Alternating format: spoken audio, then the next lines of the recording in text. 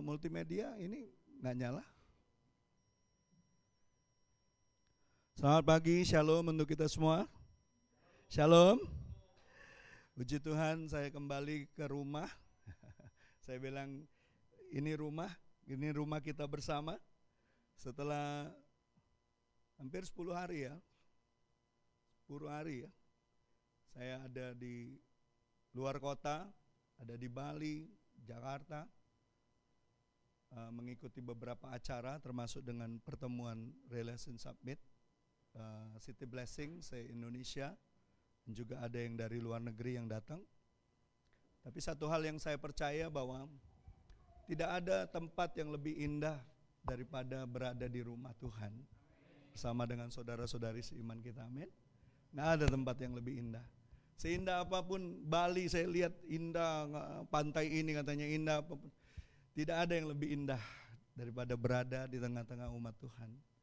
Bersekutu bersama, memuji, menyembah Tuhan. Ya, kita butuh refreshing, kita butuh lihat keindahan alam yang ciptaan Tuhan. Tapi bagi saya ciptaan Tuhan yang paling sempurna adalah saudara dan saya. Dan ketika kita saling melihat satu dengan yang lain, kita melihat keindahan Tuhan yang paling sempurna. Amin. Saudara percaya enggak ketika lihat saudara seimanmu, kau melihat ciptaan Tuhan yang paling sempurna? Amin. Karena dia ciptaan yang serupa dengan gambaran Tuhan.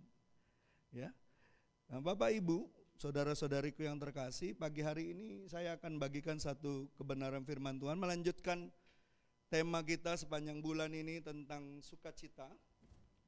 Dan saya mau membagikan bagaimana kita harus terus menjaga sukacita kita agar tidak hilang. Ya. Judul khotbah pagi hari ini saya beri judul jangan sampai sukacita kita hilang. Jangan sampai sukacita kita hilang.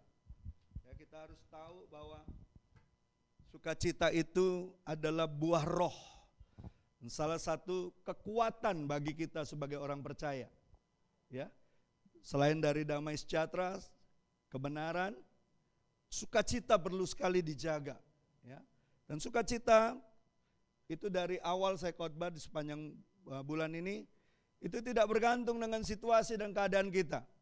Tidak bergantung dengan ekonomi kita, tidak bergantung dengan apapun juga. Ya, sukacita kita itu harusnya di dalam Tuhan. Ya. Saya akan kasih beberapa contoh di Alkitab bagaimana Paulus dan Silas ketika dimasukkan di penjara, disiksa, disesah. Mereka bersukacita bukan karena mereka menderita untuk Kristus, tapi mereka punya keyakinan yang kokoh, Kristus bersama-sama dengan mereka di dalam penderitaannya. Amin. Makanya mereka masih bisa bersukacita. Makanya mereka masih bisa memuji, menyembah Tuhan. Ya. Dan Bapak Ibu, mari kita lihat ke surat Filipi 1 ayat 6. Ini ayat dari sejak saya mengambil keputusan untuk melayani Tuhan. Ini ayat menjadi ayat yang selalu saya tulis di Alkitab saya. Ya, kita lihat Filipi 1 ayat 6. Sudah sampai di situ? Sudah sampai di situ? Mari kita baca sama-sama. 2, 3. Aku yakin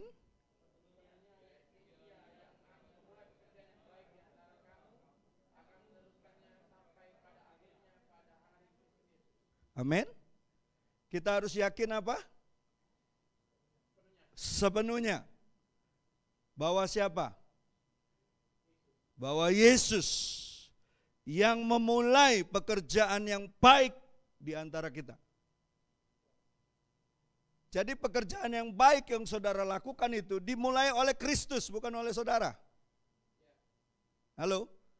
Baik itu pikiran, perkataan, sikap, apapun yang baik, yang bisa dilihat oleh orang, yang bisa dirasakan oleh orang lain, yang bisa diperhatikan oleh orang lain, semua yang baik datangnya dari Yesus. Bukan dari dirimu. Ya. Kristus itulah pengharapan akan kemuliaan. Orang bisa melihat kemuliaan Tuhan melalui hidup kita itu karena Kristus. Dan dibilang apa oleh Rasul Paulus? Akan meneruskannya sampai pada akhirnya, pada saat nanti Tuhan Yesus datang untuk kedua kalinya. Pada hari kemuliaan itu. Amin.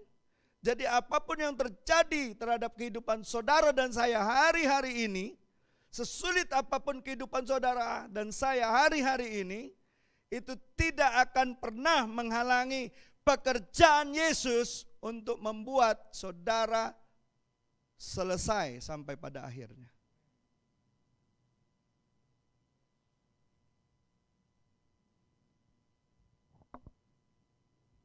Nah, pertanyaannya, dalam perjalanan kita mengiring Tuhan, ya seperti saya mungkin sudah hampir 30 tahun, ya,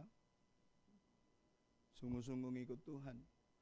Saya nggak tahu dengan saudara, mungkin ada yang baru 10 tahun, ada yang 5 tahun, atau baru beberapa bulan yang lalu.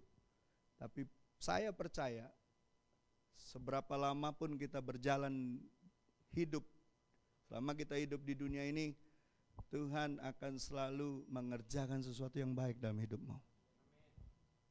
Nah, pertanyaannya, dalam perjalanan iman kita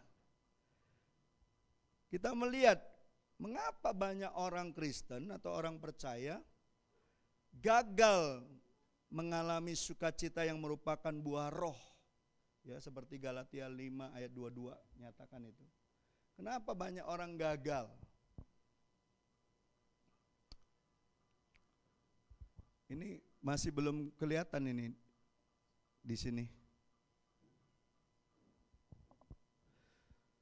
Mengapa banyak sekali orang Kristen gagal? Saya ingat sekali kalau setiap kali saya lihat foto, kalau saya ke tempat Pak Marganti, ke gerejanya, ada foto retret kita 95 itu. Ya, sampai 98 itu banyak foto-foto kita retret itu. Dari sekian ratus anak-anak muda yang bisa bertahan sampai hari ini untuk menjadi orang-orang yang tetap melayani Tuhan, enggak lebih dari 2 tangan saya ini. Satu persatu berguguran. Ada yang kembali lagi jadi orang seperti orang dunia lagi, ada yang sudah meninggalkan iman, ada yang meninggal dalam kesesatan. Saya tahu beberapa cerita teman-teman itu. Ternyata apa? Awal yang baik belum tentu diakhiri dengan akhir yang baik. Banyak orang Kristen tuh waktu awal-awal ngikut Tuhan, wah semangat sekali, berapi-api. Tapi dalam perjalanannya ketika mulai ada tantangan, mulai ada persekusi, mulai ada kekhawatiran, mulai ada hal-hal yang menghambat karirnya mungkin, sekolahnya mungkin. Akhirnya apa? Kasihnya menjadi dingin.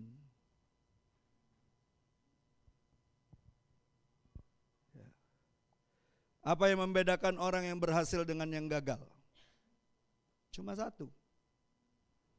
Saya mau kasih tahu, cuma satu yang membedakan orang yang berhasil dengan orang yang gagal. Ketekunan. Persistent. Enggak lebih, enggak kurang. Saudara mau hebat seperti apapun, ya, punya talenta seperti apapun, kalau saudara enggak tekun mengiring Tuhan, enggak tekun merenungkan firman Tuhan, enggak tekun berdoa, enggak tekun melakukan apa yang menjadi kehendak Tuhan, percayalah, pelan tapi pasti kasihmu akan dingin. Kasihmu akan dingin. Kau akan jadi orang-orang yang bosan. Tapi kalau kau tekun, Yesaya mengatakan apa? Orang yang tekun itu, orang benar akan berjalan makin hari makin kuat. Makin hari makin semangat. Makin hari makin terang. Halo? Seperti rembang tengah hari. Ya. Jadi kenapa ada orang-orang yang kehilangan sukacita? kehilangan gairahannya ngikut Tuhan, kehilangan buah roh itu, ya, gagal mengalami sukacita itu, setidaknya ada 3 hal yang sering membuat sukacitamu itu hilang. Ya, sering kali membuat sukacita kita hilang. Ya, yang pertama itu kekhawatiran. Apa itu kekhawatiran?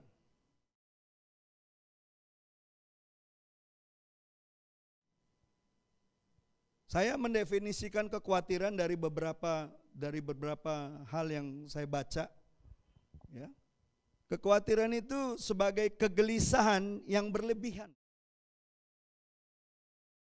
Hal yang mungkin terjadi atau mungkin tidak terjadi.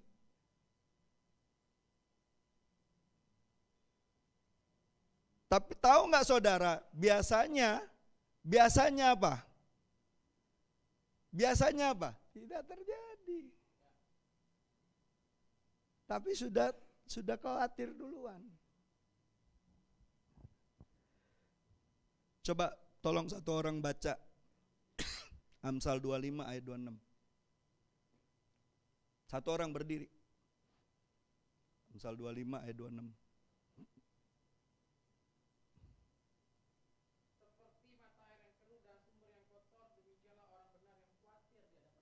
Nah,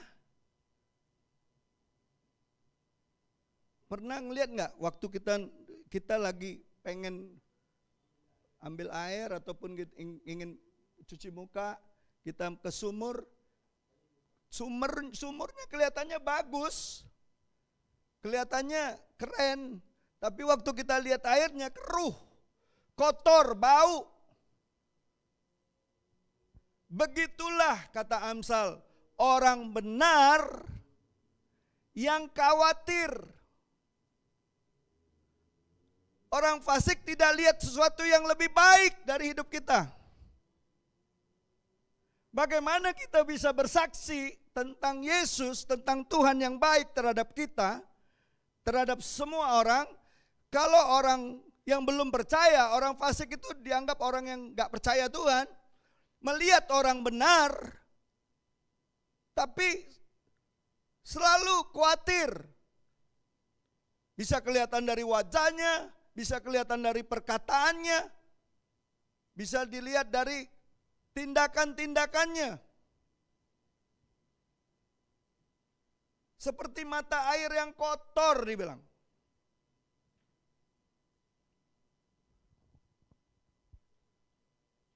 Kita punya sumber yang benar. Ada amin. Jangan sampai sumber kita jadi kotor. Kita punya firman yang hidup. Tapi kalau kita izinkan kekhawatiran, airnya apa? Air hidup itu jadi air kotor.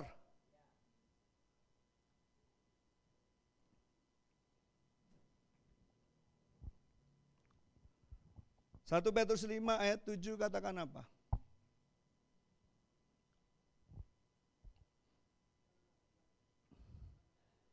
Serahkanlah segala kekhawatiranmu kepadanya, sebab ia memelihara kamu. Bilang sama sebelahmu, kalau kau banyak khawatir, berarti kau gak percaya Tuhan pelihara kamu.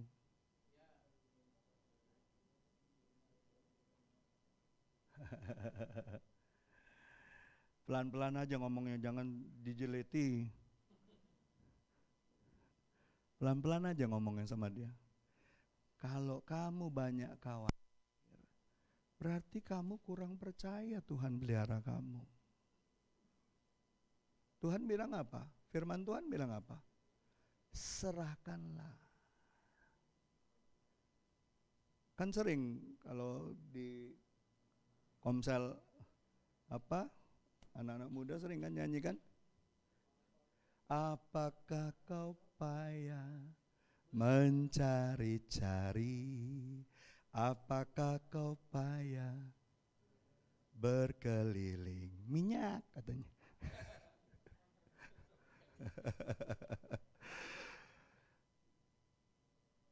Refnya apa punya?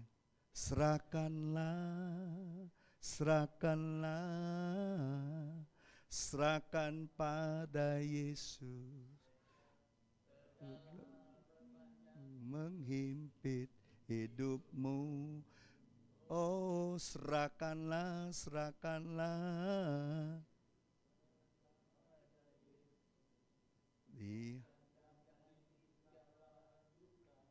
Menjadi suka. Suka. Ada amin?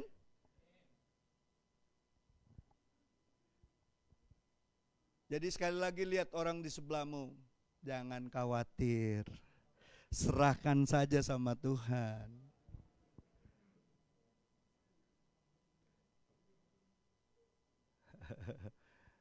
Kalau banyak bebanmu, banyak masalahmu, banyak hal yang mencoba menghimpit imanmu, serahkan aja sama Tuhan.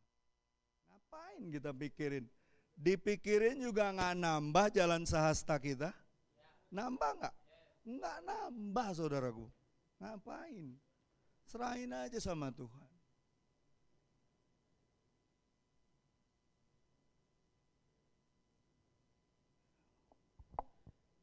Saya mau kasih tahu, tidak hanya sia-sia. Kekhawatiran itu sangat berbahaya. Kenapa? Karena waktu kita khawatir, itu akan membunuh benih firman Tuhan.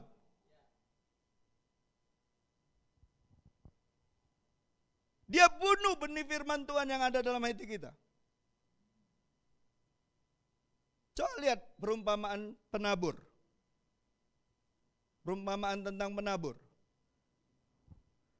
Ya kan, ada yang ditabur di tanah, di jalan, pinggir jalan. Ada yang di tanah yang berbatu, ya kan?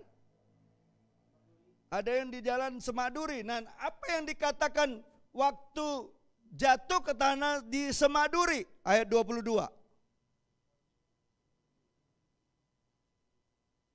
Coba ayat 22 ya. Yang ditaburkan di tengah semak duri ialah orang yang mendengar firman itu. Saat ini saudara dengar firman nih. Halo. Lalu dikatakan apa? Lalu kekhawatiran dunia ini dan tipu daya kekayaan menghimpit firman itu sehingga tidak berbuah, mati dia. Nggak berbuah. Biasanya kalau orang khawatir, ujungnya apa? Barengannya dengan apa? Tipu daya kekayaan dunia. Masuk. Misalnya dia khawatir tentang biaya sekolah anaknya. Ya, khawatir. Lalu apa? Masuklah pikiran-pikiran. Mulai ada kata-kata seperti ini. Seandainya aku banyak uang, aku orang kaya. Seandainya, bahasanya kayak gitu tuh.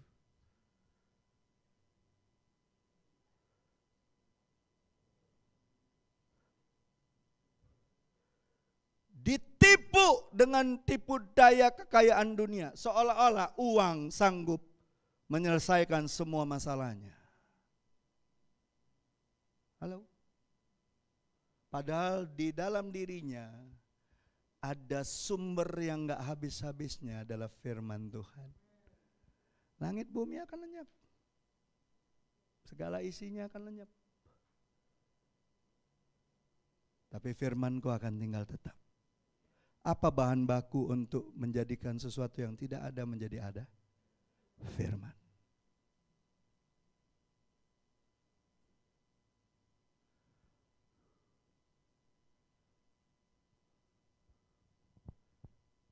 Saudara punya uang banyak, kalau barang itu nggak ada, ya nggak bisa beli. Nggak ada barangnya.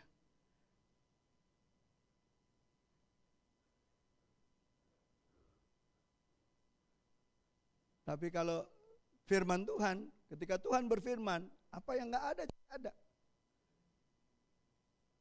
Bagaimana kita bayar pajak, kata murid-murid. Tuhan bilang, pancing nanti ada uang di mulut ikan. Ada kan? Asalkan dia berfirman. Kau berfirman dan sembuhkanku. Kau bersabda dan selamatkanku. Tiada yang mustahil bagimu. Yesus, ku percaya padamu. Asalkan Tuhan berfirman atas hidupmu, maka apapun yang kau rindukan terjadi dalam hidupmu akan jadi. Tapi kalau orang khawatir, selalu akan dibarengi dengan tipu daya kekayaan.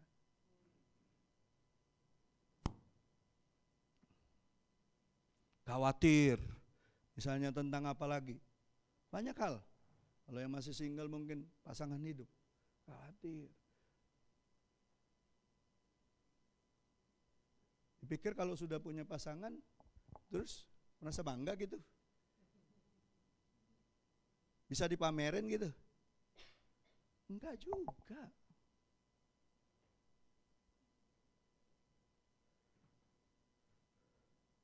Carilah dahulu kerajaan Allah dan kebenaran, maka semuanya akan ditambahkan. Ditambahkan. Kau berharap apa terhadap pasanganmu, apapun yang kau rindukan, Tuhan berikan kepadamu. Tuhan sanggup memberikan lebih daripada apa yang kau harapkan.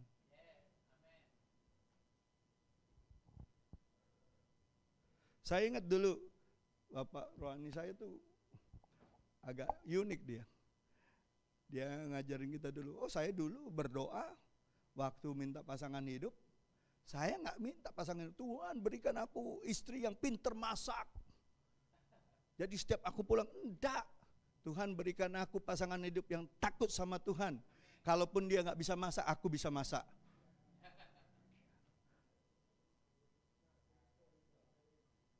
Iya. Yang penting takut sama Tuhan.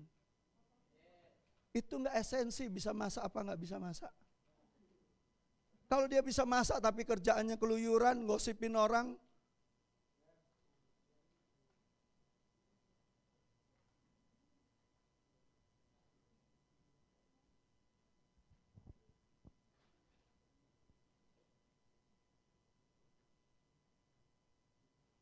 Ya kalau saudara mintanya yang bisa masak, ya Tuhan kasih. Dulu Ibu Irma gak pinter-pinter amat dia masak. Masak air aja pakai pantun.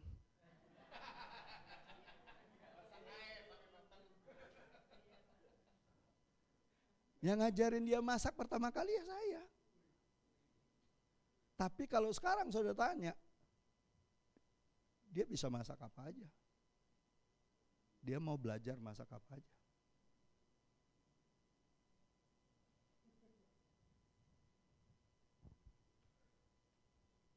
Jadi orang tuh jangan cari sensasi, cari yang esensi. Jangan cari yang heboh-heboh, cari yang esensi. Esensinya apa sih? Kita hidup nih esensinya apa? Apa sih yang kita cari? Ya. Tapi orang Kristen senangnya sensasi, senangnya yang heboh-heboh. Kita cari yang esensi kita hidup ini apa? Amin. Ngapain kita khawatir tentang dunia ini? Dunia ini akan lenyap kok. Sesuatu yang akan lenyap ngapain kita pikirin? Yang harusnya kita pikirin sesuatu yang kekal. Sesuatu yang akan memberkati kita dan akan memberkati keturunan kita sampai beribu-ribu keturunan kita. Apa itu? Firman Tuhan. Apa itu? Janji Tuhan untuk kita. Film apa yang sedang heboh hari-hari ini? Kenapa dibilang His Only Son? Apakah itu kan cerita tentang siapa? Anak Abraham cuma satu? Cuma satu? Kenapa dibilang his only son? Itu tipologi. Sebenarnya itu cerita tentang apa yang di perjanjian lama adalah pewahyuan yang masih tersembunyi. Yang disingkapkan di perjanjian baru. Perjanjian baru adalah apa yang dinyatakan di perjanjian lama yang disingkapkan. Itu tentang Yesus. Banyak orang ribut, tetangga sebelah juga ribut. Bukan Ishak, Ismail. Emang dua-duanya dikorbanin? Enggak, kambing domba yang dikorbanin.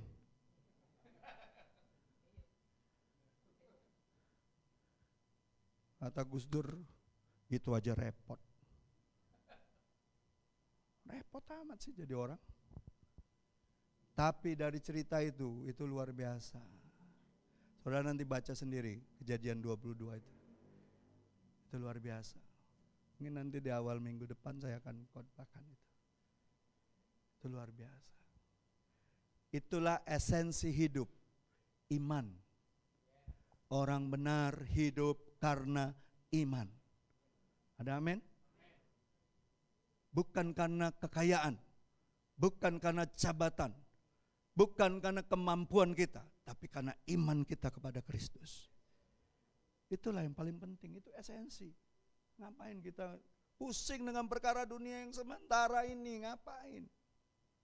Ya, bahaya itu, sel kanker itu. Ya, kanker rohani itu bagi iman kita.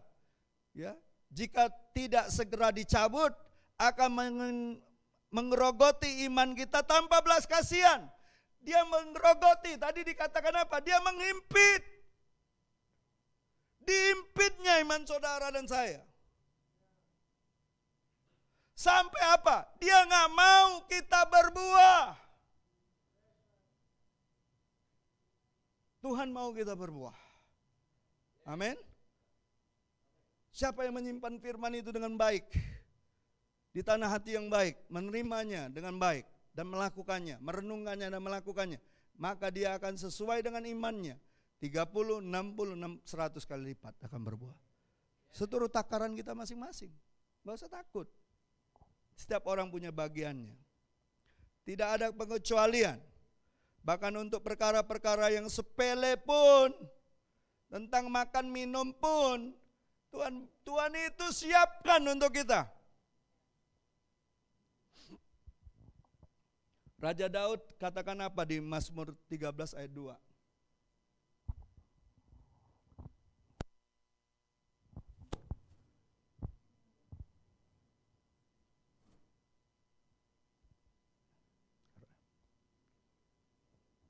Kita baca sama-sama.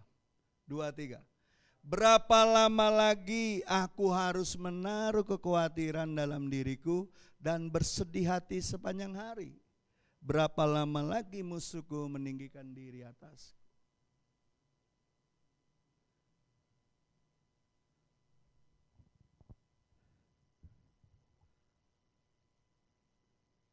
Berapa lama lagi mau diterusin khawatir kita?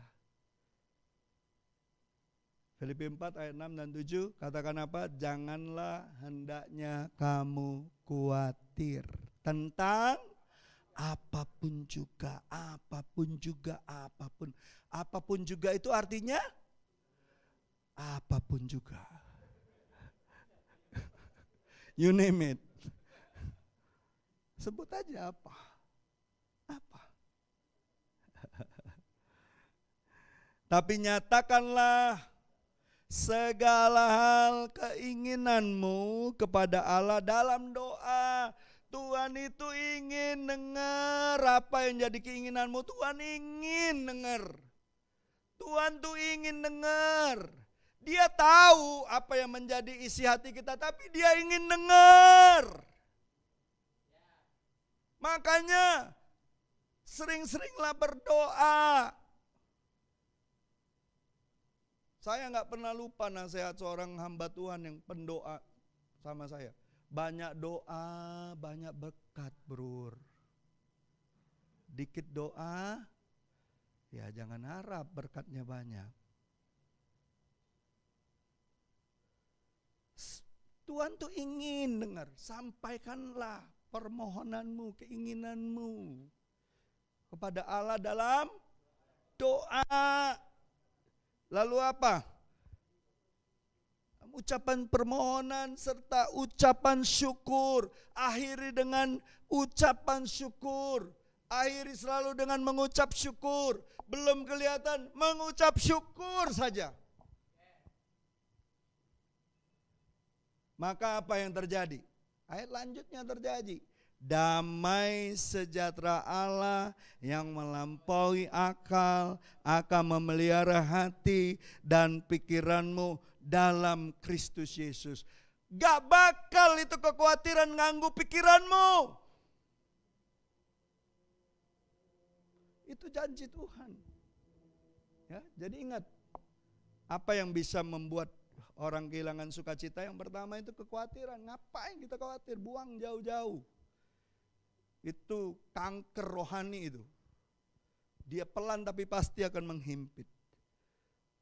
Tapi Alkitab mengajarkan kita, apapun yang menjadi keinginan, segala hal yang menjadi keinginan kita, serahkan sama Tuhan. Berdoa. Akhiri dengan ucapan syukur.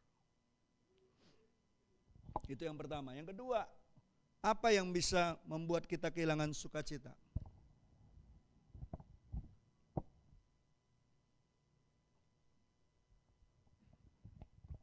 Tekanan batin atau depresi, stres kalau bahasanya sekarang. Apa itu tekanan batin atau depresi? Dari banyak referensi saya baca, itu tentang ketegangan yang berlebihan terhadap situasi yang tidak dapat kita ubah atau kontrol. Kita nggak dapat ubah, tapi Allah mampu, Allah sanggup, Allah bisa.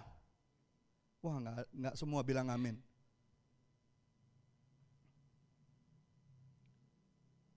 Ya. Kita harus mengingat bahwa dasar hidup orang Kristen itu adalah kebenaran, bukan perasaan. Amin. Dasar kita itu kebenaran, bukan perasaan. Perasaan kita bisa menipu, saudara. Filipi 4 ayat 1 katakan memerintahkan apa? Tadi kita baca. Filipi 4 ayat 1 katakan apa?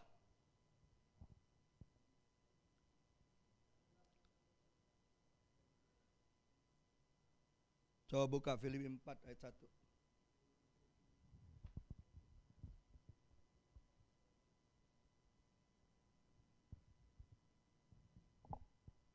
Katakan apa?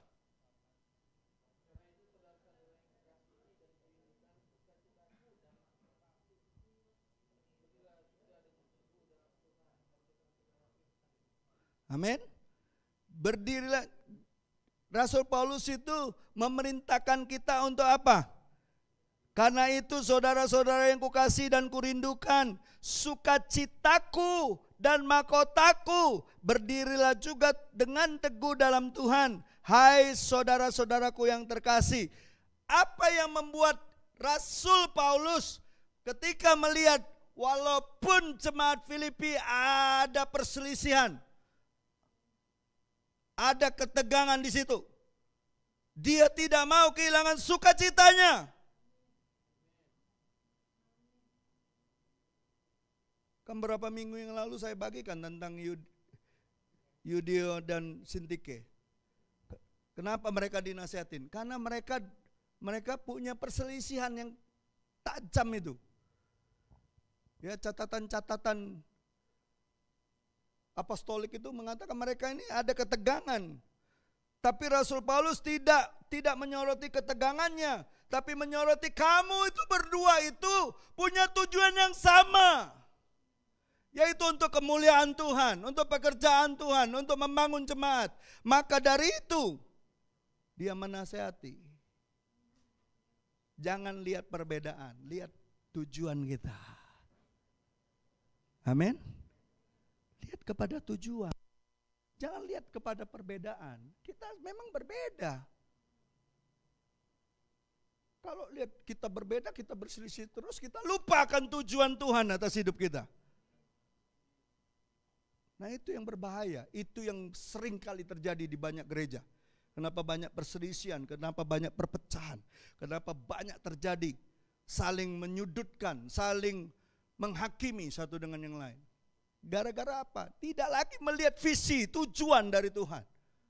Yang dilihat perbedaan, yang dilihat cara, yang dilihat hal-hal yang tidak esensi tadi. Lihat kepada tujuan. Amin. Nah, Rasul Yakobus katakan apa tentang tekanan dan depresi? Wah, ini keren ini. Rasul Yakobus keren sekali dia pernyataannya. Coba Yakobus 1 ayat 2 katakan apa?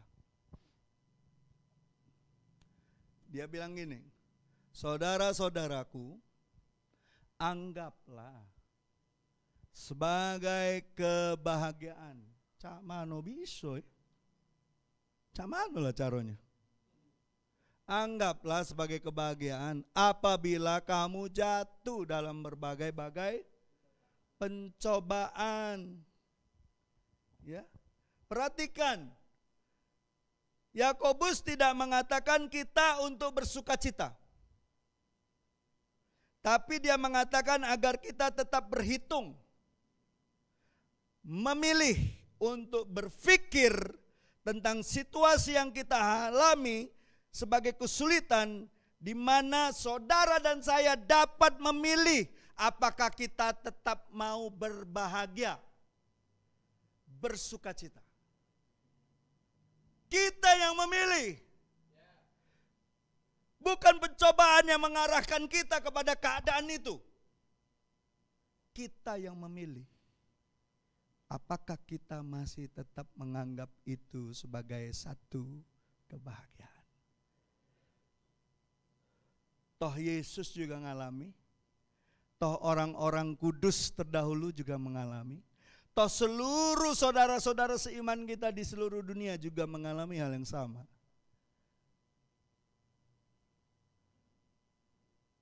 Ada tantangan, ada pencobaan, ada aniaya. Halo? Kita yang seharusnya memilih dan menentukan apakah kita masih mau bersukacita. Apakah kita masih mau berbahagia. Karena apa?